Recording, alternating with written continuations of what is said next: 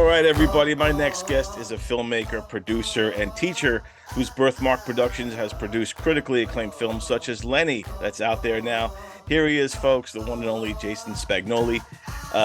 Jason, how you doing, man? I'm doing great. I had a pretty good morning so far.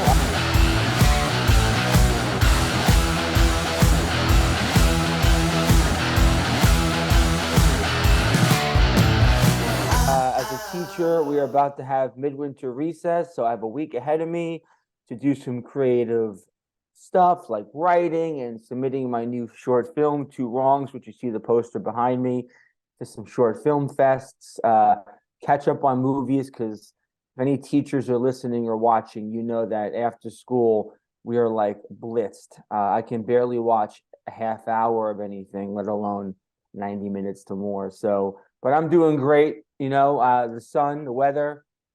Happy to Been be alive, man. Thank it's you. been nice here in a mellow winter, knock on wood, so far here in the New York area. There, I know you're out there in Queens. And like I said about teachers too, a lot of people think that teachers, the day ends at 3 o'clock or whatever, but no, the real work begins when you get home. You get lesson plans, grading, all those sorts of things, and that's time consuming, especially when you have multiple classes, tons of kids. You figure at least what, 60 to 80 students overall. I mean, how many do you have in your overall with all your the full day? With all the courses I teach, I have a little bit over 90.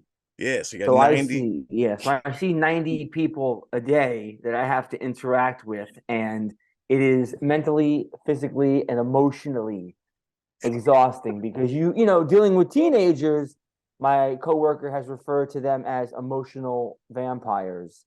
Um, because you're managing all these personalities. You got kids who are like on the spectrum, kids who are bipolar, kids with anxiety, and you got your smart kids, your mid-range kids, your kids who need motivation. And I work in an arts high school. Doesn't matter. People go, oh, those kids want to be there. Regardless, they're teenagers. They are chemically imbalanced with a cerebral frontal cortex that is not fully developed.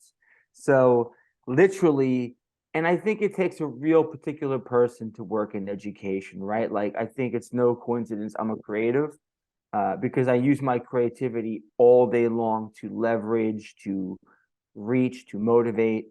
So yeah.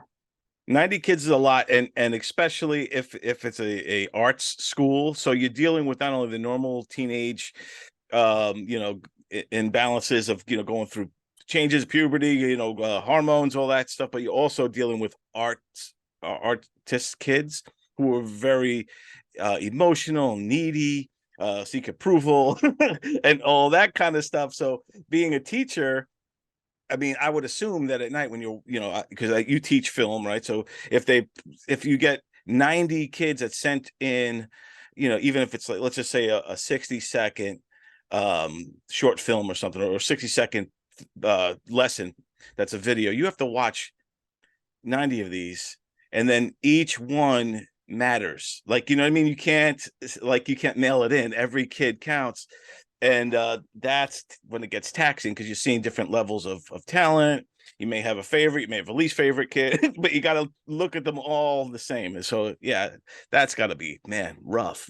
Yeah, I mean, we don't always, it's not always films. Sometimes it's their pre-production work, sometimes it's screenplays, but you have to pace yourself.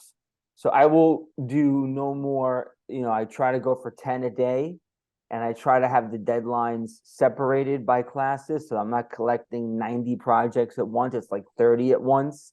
And I can grade them over for, 3 or 4 or 5 days, depending on how my energy and yeah, you're right. When I sit down to grade, I have to calibrate. So just like machines need calibration, I gotta immediately read like what I know is going to be a really good piece, or watch a really good piece. Okay, that's what really good should look like. Let me watch a middle now. Okay, Right. so now I'm calibrated. All right, so now I can kind of go in order now, but I have to calibrate to go what, and I know what I'm looking for, and I have to take emotions. Thank God we have checklists and rubrics, because if I graded on emotion, I'd be exhausted. These kids would all fail. Or you forgot to take the bathroom pass yesterday, Lenny. Now you're going to get a 55 on your project. Right. So, Exactly. Yeah, you gotta be even keels. I know some teachers that will try to grade blind, so to speak, so they don't know whose is whose. So they're just judging it like like directly on, like if it's an essay or if it's a, in your case, like a body of work, a video or something that they created, production, post-production, whatever. Um, I don't know if that's the way you do it, but I think that might be a good way. I mean, after a while, I guess you would know the better, more talented versus the less talented, but um I don't know if that's a method you use.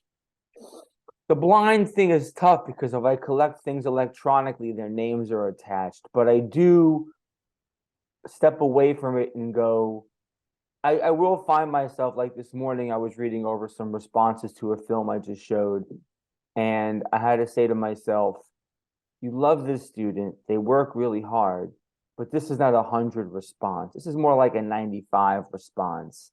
And you step away, you take an extra moment. That moment might only be 15 to 30 seconds in reality, but in your brain, it feels like a minute or two because you really got to stop and say, I forget, regardless of how I feel about this individual, the work. And that's why I always have criteria.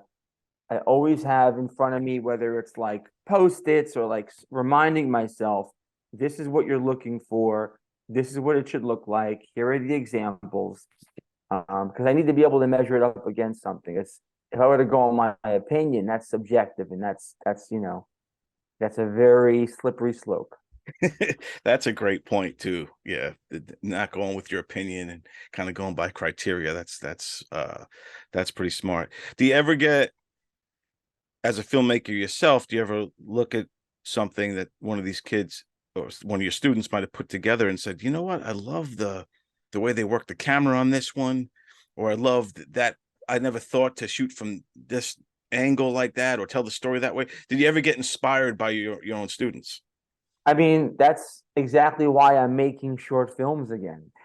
Back in 2017, I got the job at the Arts High School. I had been teaching already for 6 years, but I was a middle school film teacher. And on the middle school level, you're making short, whimsical, Disney Channel-esque. You can't really, we had to broach substance abuse by lieu of somebody getting like a magic object that would like give them, we did a body swap. So I did really exhaust. I had some really cool projects there, but when I got to this school and I saw the ability and I saw that we had kids producing two, three, 4 movies a year. I immediately said, you can make one. Remember, you wanted to do this, right? So like you can make one. And so it started really simply. We first made a short film. The other film teacher and I, we made a student teacher collaboration film. My first fall there, like a 5 minute short. Went to like 2 festivals, but it's cute. But it's cute, and we worked on it together. But it wasn't my voice yet. Like I showed up late to the set because I'm like, it's my weekend. I'm the teacher. What is this? It's their project, not mine. Right, I'm right. co-directing it with a kid. But then the second one, I got more invested, and I was like, okay, now I want to edit on Premiere again. I haven't done that since college. So I wanted to shoot another teacher student one that spring, so I could just strictly mess around with editing.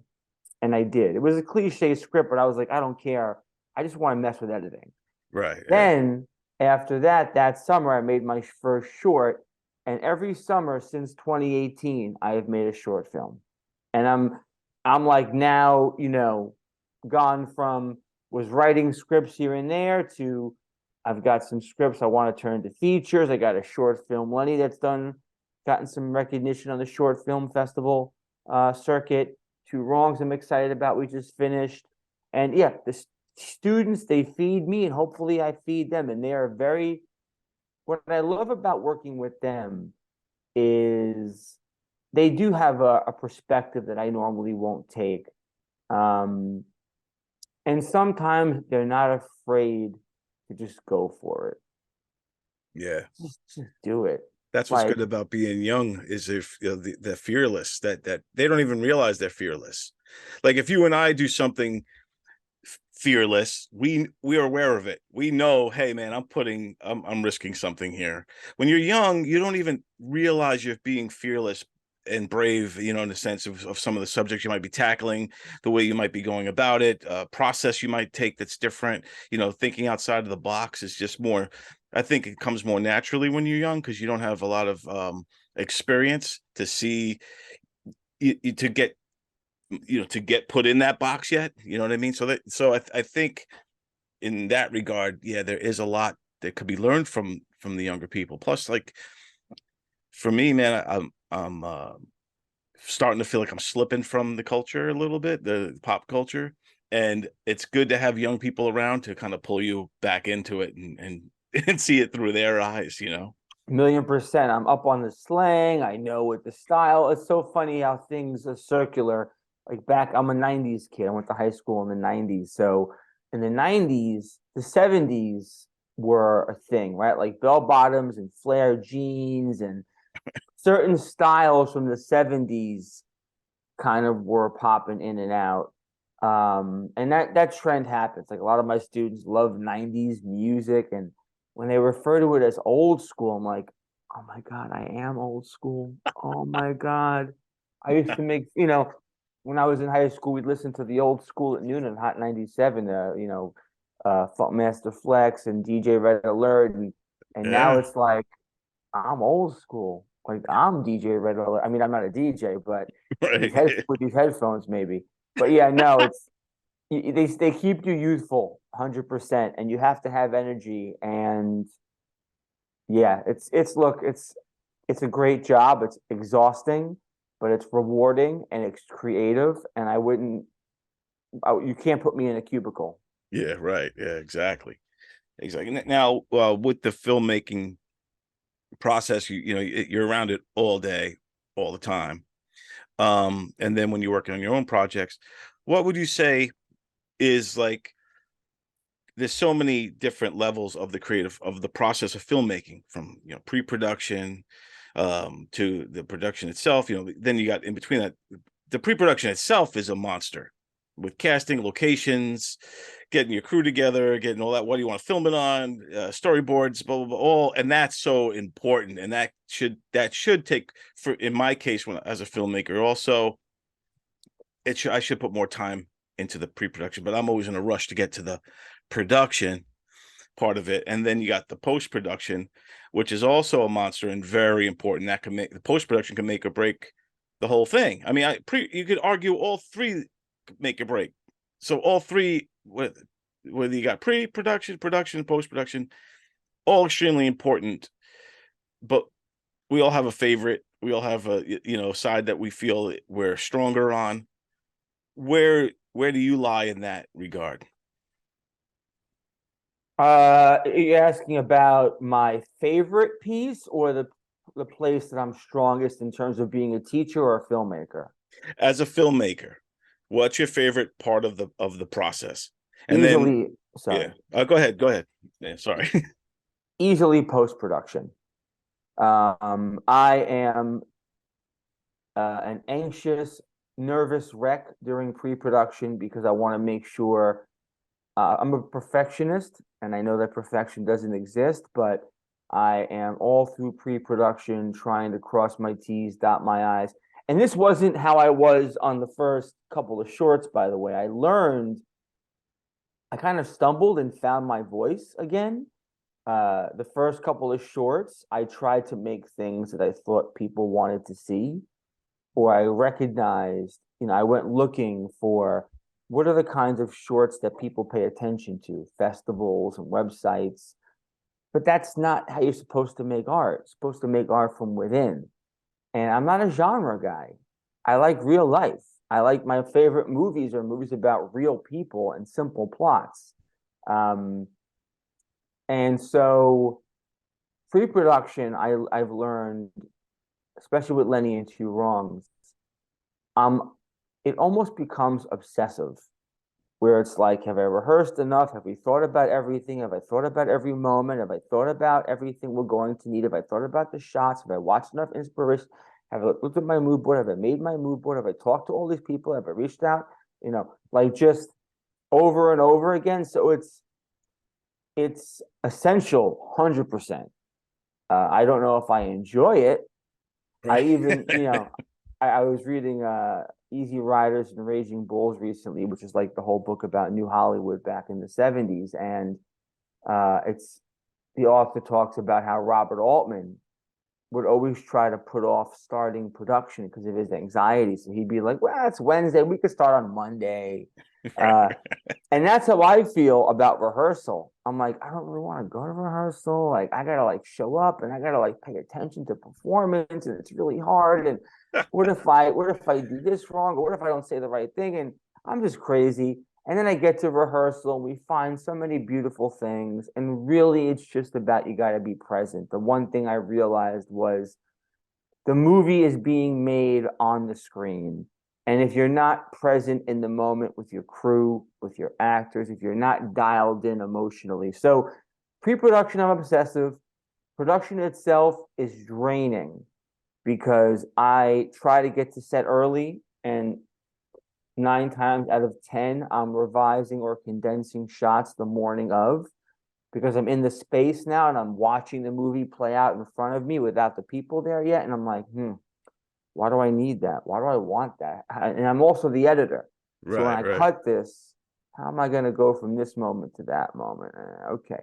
So production is like, it's fun. What I love about production, I like getting the moments. I like checking things off the list. I really like towards the end of the day, when we're getting close to the martini shot, being able to say to my cast and crew, because I've been good about this with the last two, you guys are going to get cut early today. We did it in record time. I always overschedule, so I have that hour of like, I know we're not going to need that hour, but let's budget it in. I like to be able to tell people we did a 9-hour day, guys. We got everything we needed to. Good for you. Thank you. But post is my favorite because I'm editing. I'm taking what I have and I'm making what I can from it. Forget about the movie you wrote. Forget about the movie you shot. This is the movie now.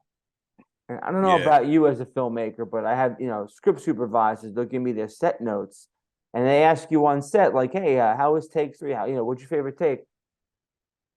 Usually, my favorite take on set is not my favorite take when I'm editing.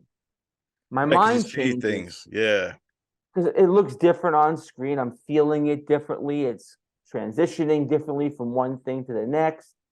But editing is fun. It's arduous. But each part of it is difficult. Nothing worth having comes easy. I will say, I'm always like, why am I doing this? I've got a really good job with really good benefits. I'm teaching a subject I love. Like, why do I have to continue to create? Like, I could just live my life. I like to go travel and hike and stuff. And then if somebody were to say to me, Jason, you could never make another movie, I'd be like, what? Why? Why? Because I need to make a feature film at some point. That's like, I don't know how many. I don't know when. I have an idea when I want to make a feature. Anyway, I give you a very long-winded answer. You can edit that if you'd like. I talk a lot. I'm sorry. No, that's all good. I think, like you said, you made valid points of all three. I'm an editor by trade. I edit all the time. It's my main thing, but it's also could be it's for the filmmaking process for me. It's the most tedious, and they're all, like you said, you can't underplay any of the three steps. They're all extremely important, but the attention to detail you need in editing is vital. And if there was something, if the ball was dropped anywhere within the shooting process or even in the pre-production and didn't come through, you're going to pay for it in the edit. Like I don't know if you saw Comic Sans, and in there our guy, sometimes people put, if you're putting together a crew, sometimes they'll put and I hope no one's watching, they're not watching this, but sometimes you put the weaker guy for some reason. Oh yeah, you hold the boom mic, but they don't understand how important audio is. And then audio could come back and kick you in the butt if if the audio isn't clean or crisp like it's supposed to be, or if the lav mic didn't work and you're solely dependent on the boom and the boom guy wasn't close enough and you get all that air. So it's those kind of things. And we had a couple of those instances. I don't know if you picked up on it in Comic Sans. I tried my best to mess with the levels, but to me that's the weakest part of the whole movie, and it's when I cringe is with the audio. I'm like, if that audio was only a little cleaner. But my favorite part would be the actual production itself, directing and action and watching it all play out. I prefer in Comic Sans, I was in front of the camera. It wasn't really by choice. It was by needs. I had a low budget. I knew I needed a guy who would be there for the entire film. I was the only one available for free. So, but I like directing other actors and watching it unfold. That's probably my favorite part. Yeah, and I think the process is fun, right? Like, and I love to hear about your process. And I did watch the film, and sure, some of the audio stuff, because I teach sophomore production class, and the sophomore year is when we go more into audio mixing and production sound. And I actually had a workshop yesterday where I brought in my production sound person from Two Wrongs, and we were doing a class about how to, like, coil your cables properly and how to hold the boom properly and to do a proper walk and talk where you're coordinating with your camera op, and you're kind of, you have to kind of walk in tandem without dipping the boom. And I know from when I did those student teacher collaborations before I started making my own that, oh yeah, I gotta pay for an audio person. So for me, it's like, if I'm paying anybody, it's my audio and my DP and my sound mixer, because I took a sound mixing class during COVID online, and I sound mixed my documentary that I made during COVID about my family. And I was like so excited to like try all these bells and whistles. I learned that I did too much cleanup, and what ends up is you make it sound worse, or you Right, make yeah. it sound, all these different things you do. So it's the less is more thing. But yeah, audio is tough, and I would say it's arguably more important than the visual. You think about a movie like the Blair Witch Project, which looks like it was made in for $2, but Right, you can hear everything. And right, right, when the lights go out and they're in that basement, or think about if you're at a party and they're playing a movie in the background, but the volume is turned off. After you see some cool visuals on the screen, you're gonna stop paying attention because you can't follow. We are more auditorily sensitive, so sound is huge. And I would almost argue that next time have the stronger person hold the microphone. yeah. But you live, you learn, right? For sure. And the next time, what, because we're planning to shoot, we want to make this into a series ultimately. um yeah, next time I'm definitely, I love the crew that we used. They're all Five-Town College graduates. It's a great school for the arts as well here on Long Island. So all those kids, massive props to them. They work pro bono for just for food, meals on set. They put a lot of effort into it. So I'm not putting them down when I say the weakest guy on the mic on the, but what I'm saying is I would love to have more attention, and that's on me. I was the director, producer of the film. I was also acting in it, so I thought we were getting it. That's my fault ultimately. So I'll take accountability for that. But live and learn, like you said. Next time I'm getting like, I'll hire an audio specialist, someone who comes in who does this and can mic us up clean, because we had issues with the lav mics. Most of it, because of the lav issue, was all, and the lavs weren't even that great. It was the boom audio. But yeah, and that's what I like about with not to segue away from the audio and just get back into movies. What I like about with you is with Lenny, and I think even with Two Wrongs, is you're tackling on different subjects that aren't ordinary, like, so to speak. They're not your average, like, especially on the indie level. You see a lot of, like, zombie movies, mafia movies, all that. On the indie levels, it's the same type of genre. You're going a little deep, a little heavy, tackling subjects. What goes into that process for you, and getting these ideas for these films? Thank you for asking. Thank you for saying that. I made a documentary about my family during COVID because that's all I could do. And what I found was it was probably stronger. It is stronger than my first two shorts because I wasn't trying to do anything. I was just being.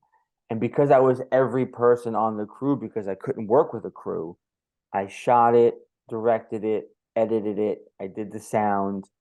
I lobbed them up or had booms. I had to like set the boom up and stand it against something or lob them up. And so I found in that movie, and also during COVID, rewatching movies I loved, the Cassavetes would just take a camera and put it in Jenna Rollins' face and let her do her thing, or Peter Falk, and just does that lunch scene or that breakfast/lunch scene from A Woman Under the Influence. I'm not sure if you're familiar with it, but where like all Peter Falk's coworkers come over and they make pasta.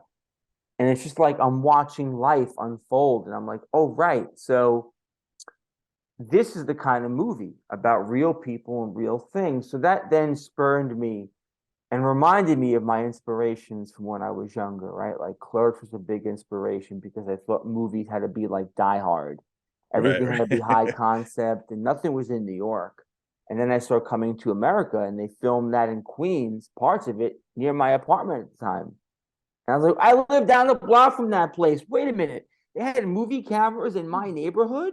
So you can make movies about people in Queens and they could be talking about their lives and their boyfriends and girlfriends. So fast forward, Lenny and Two Wrongs. What I now do is I heard a director, it might have been, I think Tarantino said it. He goes, if you are not embarrassed about an aspect of your movie when you're showing it to an audience, you didn't do it right. Right, yeah. And there's got to be vulnerability attached to the character, the story, of the themes. And then another director said, your movies or your art should be like your own brand of weird. Right, yeah. And when I heard that, I was like, oh, my brand of weird. Like, I just think effed up things are interesting because people do effed up things. And what if there was a guy? And I have struggled with eating issues. I was a heavy kid. Now I exercise and I'm pretty obsessive about that in my diet now. So it's, the pendulum swings. But so, thinking about that, and I was going to initially do a documentary, but I couldn't find anybody who wasn't like a weightlifter, who was like, when I'm trying to cut weight or get ripped for the summer, like I'm just cutting the carbs. I'm like, I want to know about the dudes that do the things that women do, Right, that yeah, yeah. anorexia, bulimia, laxatives. And he said, you know what? I'm gonna have to make it. Like I'm gonna have to write that because I'm not gonna find it. And thinking about it, I said, I really want this to be. So I guess I work backwards. I think about themes and ideas and vulnerable things, stories about. And I found that my niche with these last two shorts and the features I've been writing, I think the story is that I am, the Coens have a niche, Spike Lee's got a niche. Some may say Comic Sans, your niche is, middle-aged comedians from Long Island who have a dream and want to make it. That is my Which niche. which is a niche, right? Like a No, lot of no. those guys, I thought that was one of the strongest parts of the movie was you got all these people in the comedy club who want to be comedians, but they're either not funny or they've got a chip on their shoulder. And that to me is like, really interesting. So I think my niche is, you know, middle-aged, insecure men who come from working class blue collar neighborhoods in Queens, who are insecure and don't necessarily fit the framework that society has placed on men. And even though it's 2023, Yeah. those stereotypes still exist. So I look at that and I look at what story am I looking to tell, what themes. And so with Two Wrongs, it was father son, and and a lot of my movie ideas, they come from kernels of truth. So I just take real things that have happened to me, and I expound, is that a word? I think Yeah, I think expound that's a word. Yeah, or expounded, elaborate. expounded upon. Yeah. Yeah, expound on them. I elaborate. Some word with an E. Pick an E word. But I think that like getting back all to everything you said, including the Tarantino part about you should watch a film and feel a little embarrassed. I think it's because you dig deep into yourself, and you're exposing parts of yourself through the characters. And that's what's great about when you write the scripts, direct the scripts, edit the script. Like when you are, it's all you. So even if you did or did not have a eating disorder, you're still channeling yourself through that character, and maybe something else that you've done that that you feel that way. Like like I could write a story about a drug addict, but maybe I'm talking about my weight issues through this character's drug addiction or something along those lines. So I think that there always is a part of you, like as a writer too. I wrote lots of short stories and I write all my scripts. There's always me, and almost in every single character there's a little bit of me in there, even if it's the antagonist, the protagonist. Like in Comic Sans, when the two are talking at the table at the end, that both me, and so I think that that's something that transcends through the art as well. And I think when a writer and a director like yourself puts yourself into everything you do, it's all going to come through, and it's going to come across as real. And that's why you having all the success with Lenny. That's why Two Wrongs is really strong film as well, because I think even in the man and his son and in all the characters, it's you to some degree. And I think that's what makes it, that's the it factor that makes somebody go, I don't know why I love this movie, but I love this movie. It's because there's real in there, and you can't manufacture that. Yeah, no, I think this is probably not the best analogy to make, but I say it to my students sometimes, although I probably shouldn't. But it's like, as an artist, you should, like, bleed your work. Your work should have your blood on it, right? Like, it should be your DNA. And like you said, I mean, we're writers, but actors behind a keyboard. Right, We're right, like putting words in characters' mouths. We're, funneling something from nothing, and from the ether. um and yeah, I mean, even like my college thesis, I had seen, at that time, adaptation just came out with Nicolas Cage, and he was playing Charlie Kaufman, and in the movie he's like talking into a little mini tape recorder. So my brother had one. I borrowed the tape recorder. I'm like, I'm gonna act out every character for this script because I think it'll be real. And I did it. And to this day, when I'm trying to iron out the wrinkles of a scene, I'll put the voice memo on the phone on, and I'm just going to read it out. I'm going to play it out. I'm not even going to look at the script. I know what the points I need to hit in the scene are. I've written the scene already. The stuff that falls by the wayside was never meant to be there. The stuff I talk about is either plotty or just stuff that genuinely needs to be there. And yeah, so I agree. Every character is a piece of us. Yes, I do base characters off of people I know, and when I'm right. writing their Yeah. dialogue, I'm thinking like, who do I know like this guy or this gal? Well, how would they say that? Right, But right, because what's a really good story? A drama is it's an argument. right. Yeah, This is right or that. Your movie, the argument is, uh, is he working? Is he really working hard enough or taking the right avenues to get what he wants become successful, or is he taking the easy way out and blaming everybody else, right? And there's an argument there. Or should people you've helped in the past hook you up? Should you get hookups? And right, right, some might say yes, some might say you have to earn that hookup. You can't just show up on the step and go, I'm here and I'm ready. right. No, it's true. And yeah, and you know, for when you make a movie and you kind of putting it out there, it's always great to see too, because it starts to become its own thing. It starts to people see it different ways, like a song almost. Some people write a song and they don't even want to tell you what inspired it because they don't want to ruin it for you, kind of thing. So I think the same thing with a movie. People take away different things from it, and they see it differently, different points of views, and all of that. And I think that's magical in itself. What's been some of the feedback? I know with Lenny, for instance, you just recently just won a couple of festivals, right? Like the Triborough Film Festival and Astoria, presented by the Astoria Filmmakers Club. You won what, Best Actor? You received awards for Best Short, Best Writing, and Best Actor. For Yeah, yeah, that's huge, man. it's a Congratulations. blessing. Thank you. And then in the Bridgeport Festival over the summer, my lead actor, Mark Schock, won Best Actor. Um, and yeah, and overall, I mean, I've had people just, respond favorably for the most part.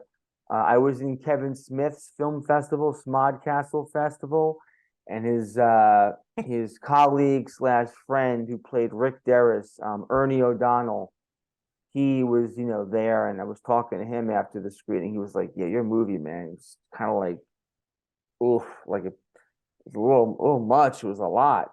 So some people are uncomfortable or squirmish, I think, for the right reasons, and that was kind of the point.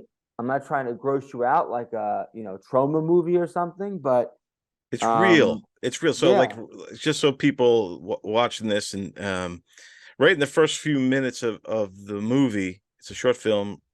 We see the main character kind of put a suppository or something up his butt, right? What's he putting up? Yeah, that's fun story. yeah. So Yep. he's, because he has an eating disorder, and we're starting to see it unfold. But it I think, and I thought this was deliberately uncomfortable, right? You don't want the audience to be like, oh, this is awesome.